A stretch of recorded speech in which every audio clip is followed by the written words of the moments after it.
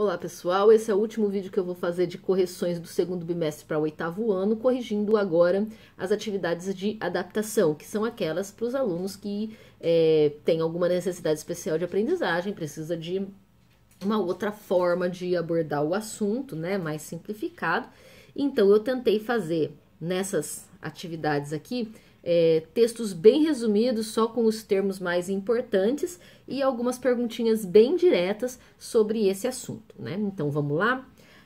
Da primeira atividade, eu coloquei aqui, né, um textinho falando o seguinte: estamos falando sobre reprodução, né? Então, todo ser vivo reproduz, ou seja, deixa descendentes, novos indivíduos que são iguais ou parecidos com os anteriores.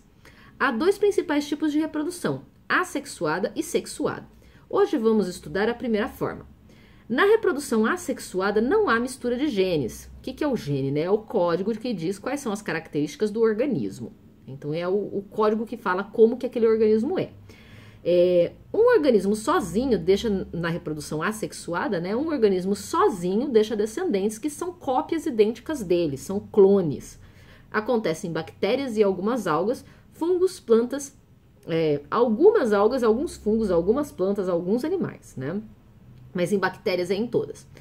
Há vários tipos. Divisão celular. Uma célula se divide em duas idênticas à inicial. Eu tinha uma, dividiu em duas, reproduziu.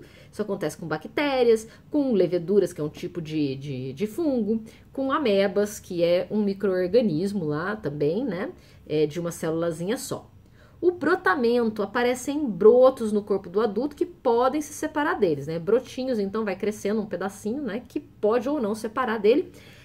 Isso acontece também nas leveduras, anêmonas, né? Anêmonas igual aquela do Procurando Nemo, onde ele mora, é uma anêmona.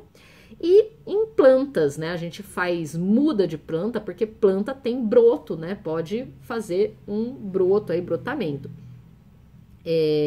Outra forma, esporos. Os esporos são pequenas célulazinhas lá que o adulto libera, né? Ele solta assim, parece um pozinho, não dá para enxergar, enxerga no microscópio, né? Porque é muito pequenininho. Ele libera e essas célulazinhas originam novos indivíduos. Isso acontece em fungos e plantas.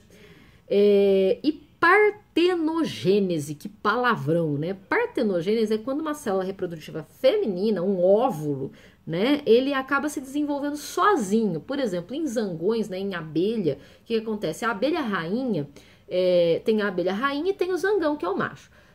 Se pega o gameto, né, o óvulo da abelha rainha com o espermatozoide do zangão, gera as outras abelhas que são todas fêmeas, as operárias. Mas em alguns casos, alguns óvulozinhos dela se desenvolvem sozinho e aí formam um zangão, que é macho, né? Esse desenvolver sozinho é a partenogênese.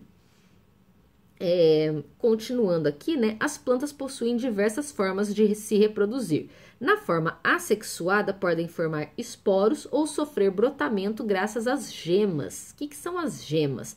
São estruturas no topo ou nas bases das folhas, bifurcação de caule ou raiz, né, onde eles se dividem, tem sempre uma gemazinha ali no meinho. E nesses locais tem células que podem originar novas estruturas, como ramos, raízes ou flores, na forma de brotamento. Então, eu posso pegar esses lugarzinhos, se eu souber cortar direitinho onde tem essas gemas e colocar lá, eu consigo crescer uma plantinha nova, né? Quebrar, cortar direitinho e crescer uma plantinha nova. Graças a elas, podemos fazer técnicas de cultivo como produção de mudas. A reprodução sexuada permite que a espécie, a reprodução assexuada permite que a espécie se espalhe muito rápido pelo ambiente, deixando muitos descendentes. Porém, por serem geneticamente iguais, podem ser sensíveis à mudança do ambiente, o que pode levar ao desaparecimento total de seus representantes. Então, se todo mundo é geneticamente igualzinho, se acontecer alguma coisa com o ambiente que um não aguenta, nenhum vai aguentar, porque eles são geneticamente idênticos, eles têm as mesmas fraquezas e as mesmas, né, vantagens também. Então, isso pode acontecer. Agora, as perguntinhas, né?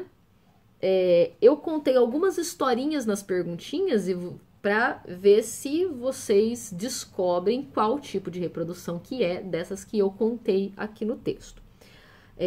A1. Alguns sapos fêmea conseguem ter filhotes sem os machos. Suas células reprodutoras se desenvolvem num indivíduo inteiro. Essa reprodução se chama, então, olha lá, a célula reprodutora da fêmea que desenvolveu sozinha, sem o macho. Essa é a partenogênese. Na 2, amebas são organismos microscópicos que, quando crescem muito, se dividem em duas amebas geneticamente idênticas à primeira. As amebas se reproduzem por... Então, uma ameba dividiu em duas, elas se reproduzem por divisão celular. Samambaias possuem bolinhas pretas embaixo das folhas que liberam um pozinho que se desenvolve numa nova planta. Esse pozinho deve se chamar, olha só, lembra que eu falei lá, né? Pequenas células, um pozinho que vai virar uma plantinha nova, um indivíduo novo. Esse pozinho é o esporo. Na 4, o fermento biológico usado para fazer pão é um tipo de fungo, levedura.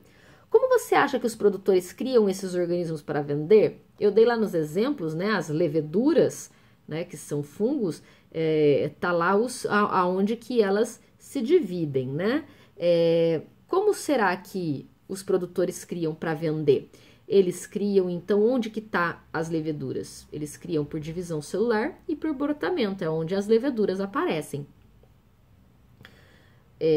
Na 5, quando temos uma doença causada por bactérias, os médicos nos receitam antibióticos, que devem ser tomados perfeitamente como nos mandam. É muito perigoso tomar antibiótico sem ser do jeito que o médico mandou.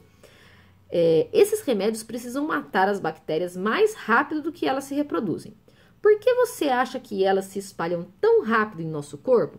Aí, no texto, no último pedacinho do texto que eu falei que a reprodução sexuada permite que a espécie se espalhe rapidamente pelo ambiente. Então, por que elas se espalham tão rápido pelo nosso corpo? Porque elas se reproduzem por reprodução assexuada, que é muito rápida, né? No caso, divisão celular. A 6. Morangos e hortelã, quando crescem, ficam com os ramos perto do chão. Eles acabam, aí o raminho vai crescendo, né, e fica perto do chão. Eles acabam criando raízes e crescendo novas folhas daí. Então, ele gruda, o ramo gruda aqui e cresce e pode virar uma plantinha diferente, nova. Essa nova parte da planta pode ficar unida à inicial ou se separar dela. Que estrutura da planta permitiu isso acontecer? De que tipo de reprodução assexuada estamos falando? Então, voltando lá, né, as plantas, o que tem nas plantas que permite que tenha os brotos e as mudas? As gemas, né? Então, isso pode acontecer por causa das gemas, que é uma reprodução por brotamento. Tá? E na última questão, faça o desenho de uma planta e mostre onde devem estar suas gemas. Você pode pesquisar, deixe seu desenho colorido, tire uma foto bem focada e poste na atividade do Classroom. Então, você pode pesquisar, né? E tem aqui também um desenhinho na atividade. Ó, tá com muito brilho aqui esse negócio. Tem um desenhinho aqui que vocês poderiam olhar também, ó. Aqui a plantinha mostrando as geminhas aqui e as geminhas bem na basezinha das folhas, né? Podia usar essa também para desenhar aonde que estão as gemas.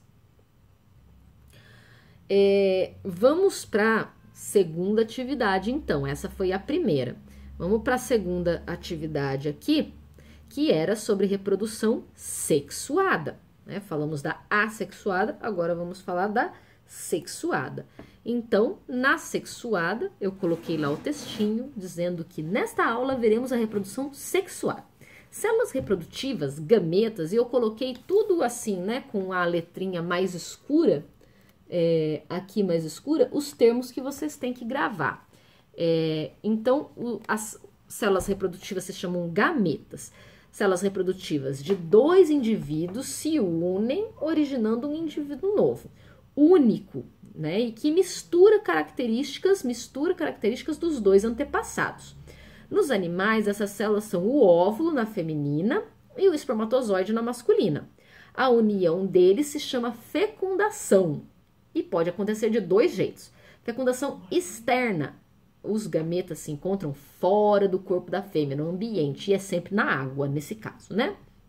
E fecundação interna. Os gametas se encontram dentro do corpo da fêmea. Então, externa acontece fora, interna acontece dentro.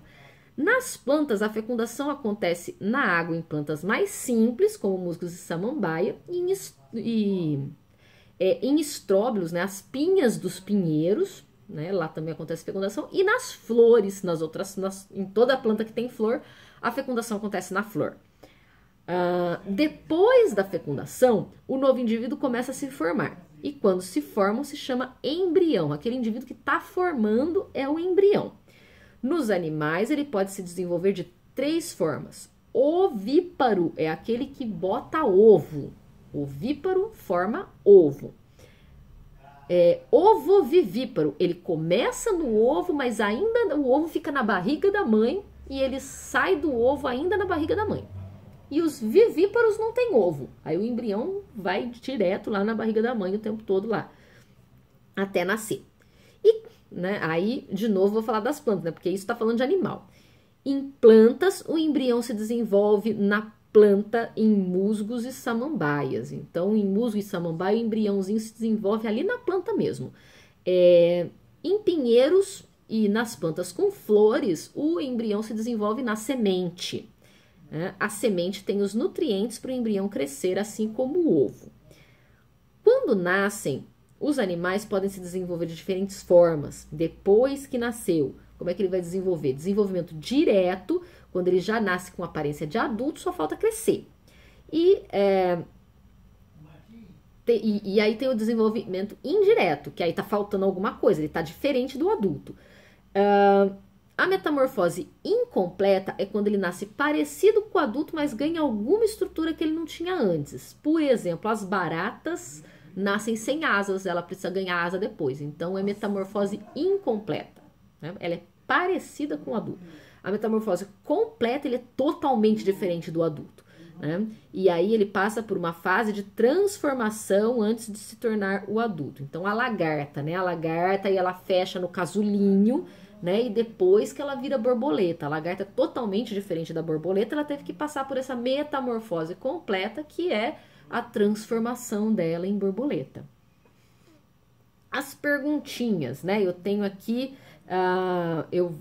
vou fazer perguntinhas sobre, primeiro, o tipo de fecundação, depois o desenvolvimento do embrião e depois o desenvolvimento depois que ele nasceu, né?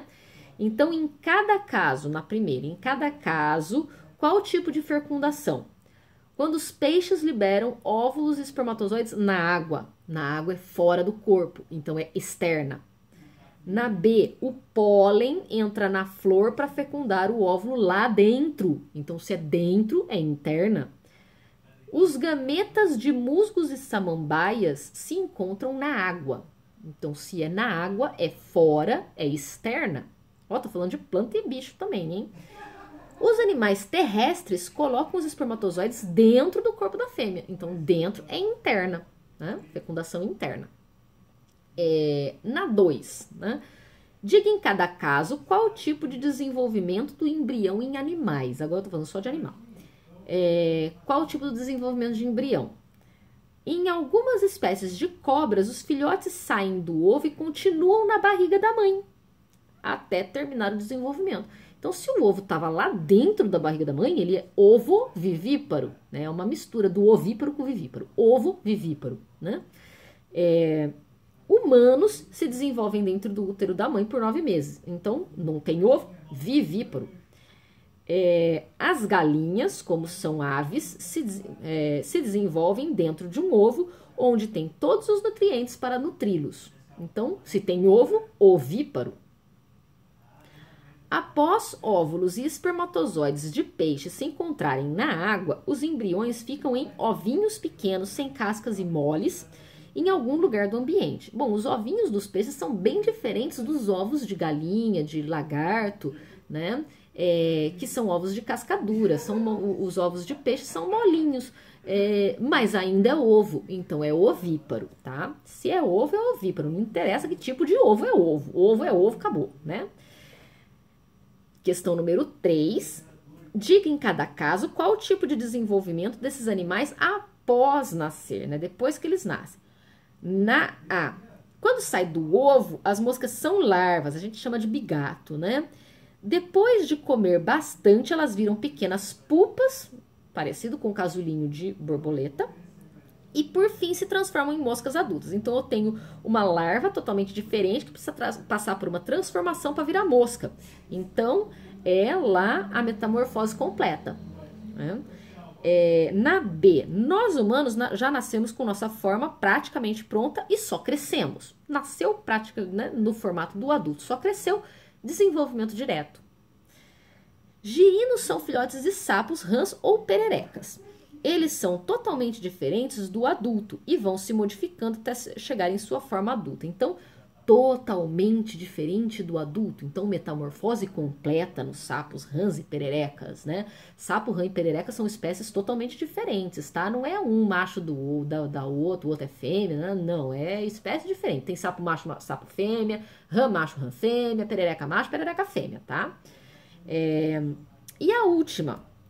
Gafanhotos nascem parecidos com os adultos, mas precisam desenvolver as asas. Então, só faltou uma coisinha. Então, é a metamorfose incompleta, tá bom? Então, é isso nessa. Como o vídeo já tá ficando muito longo e ainda faltam 2 atividades, eu vou dividir, né, esse nosso vídeo em 2 partes. Então, essa foi a parte 1. Então, daqui a pouco a gente volta para a parte 2. Até já!